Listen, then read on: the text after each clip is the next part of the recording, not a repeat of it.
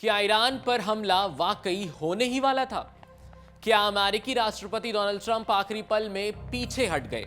और सबसे बड़ा सवाल, क्या इस फैसले के पीछे रूस की चेतावनी, अंतर्राष्ट्रीय दबाव और वैश्विक राजनीति की कोई बड़ी चाल छिपी हुई है? आज दुनिया इसी सवाल के जवाब को तलाश रही है। ईरान इस वक्त अपने इतिहास के सबसे अशांत दौर से गुजर रहा है। देश के भीतर हालात बेकाबू हैं, सड़कों पर आग है, लोगों में गुस्सा है और सत्ता के गलियारों में डर फैला हुआ है।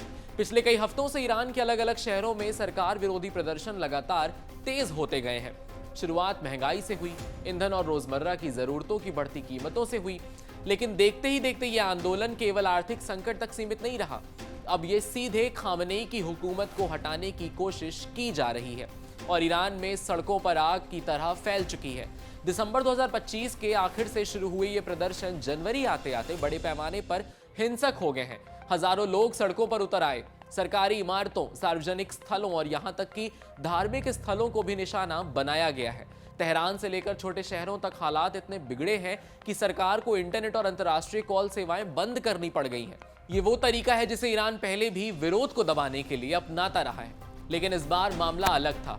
विरोध की आग इतनी तेज थी कि ईरानी शासन को लगा कि उसकी सत्ता सीधे खतरे में है। नतीजा, पूरे देश में मार्शल लॉ जैसा सख्त माहौल बना दिया। सुरक्षा बलों को खुली छूट मिली और प्रदर्शनकारियों पर सीधी गोलियां चलाई गई।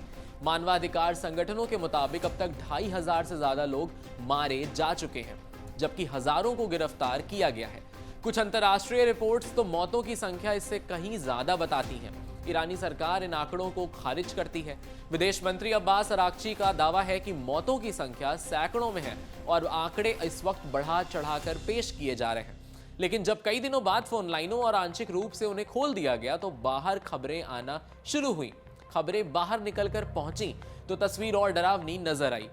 इन सबके बीच एक और खबर ने दुनिया को चौंका दिया है। ईरान में सैकड़ों प्रदर्शनकारियों को फांसी देने की योजना बनाई। रिपोर्ट्स के मुताबिक करीब 800 लोगों को सामूहिक रूप से फांसी दिए जाने की तैयारी थी।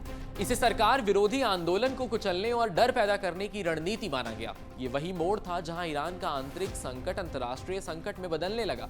अमेरिका, यूरोप और मानवाधिकार संगठनों की नजरें ईरान पर टिक गई।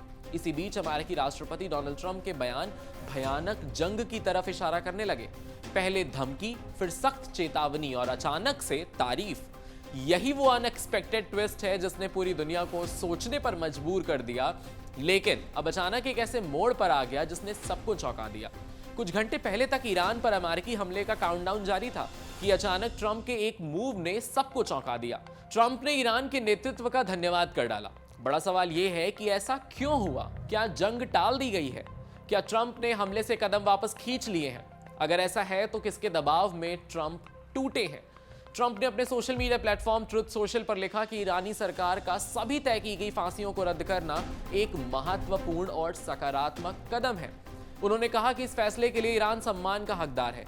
यही वो पल है जहां सवाल खड़ा होता है जिस ईरान को लेकर कुछ दिन पहले तीसरे विश्व युद्ध की आशंका जताई जा रही थी। आज उसी ईरान के लिए अमेरिकी राष्ट्रपति आज सम्मान जैसे शब्दों का इस्तेमाल क्यों कर रहे हैं? दरअसल अब यहां रूस की एंट्री होती है। अंतर्राष्ट्रीय सूत्रों और विश्लेषकों का मानना है कि अमेरिका ईरान के टकराव के बीच रूस ने सख्त रुख अपना लिया है। माना जा रहा है कि रूस ने साफ संकेत दिए थे कि अगर ईरान पर सीधा सैन्य हमला हुआ तो इसके गंभीर वैश्विक परिणाम होंगे।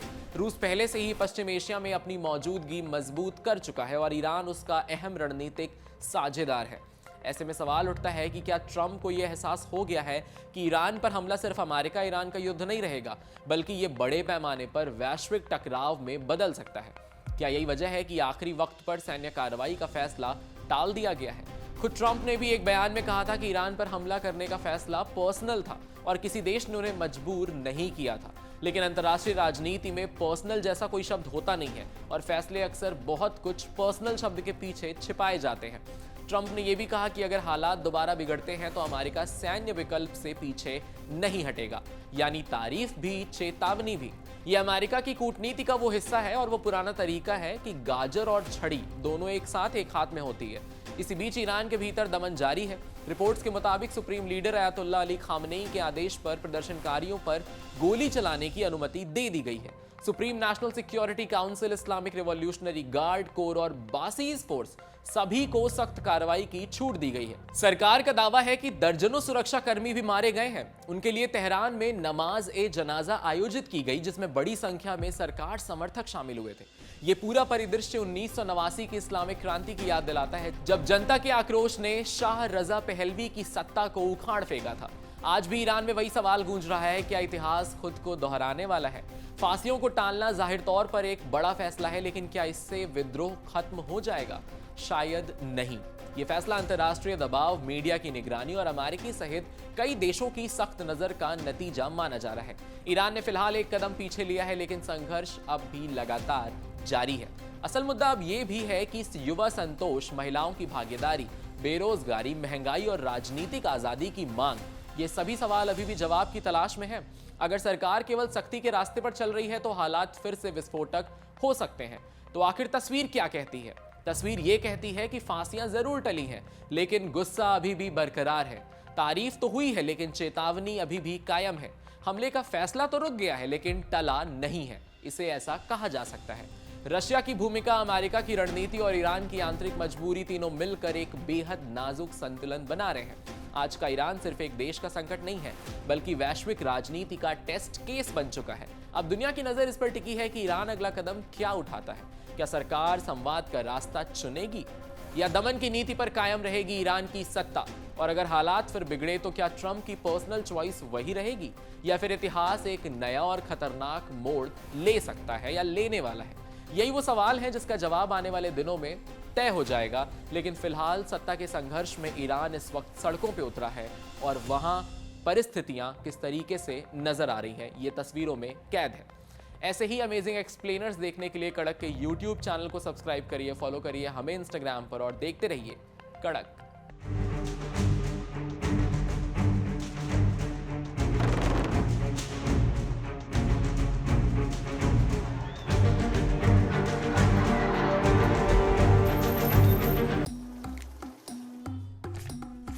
बाजार की बात साफ, सीधी और अंदाज कड़क। पैसे की दुनिया में आपका हर दिन होगा एकदम कड़क। कड़क लाइफ पे धड़क। बाजार की बात साफ, सीधी और अंदाज कड़क। पैसे की दुनिया में आपका हर दिन होगा एकदम कड़क। कड़क लाइफ पे धड़क।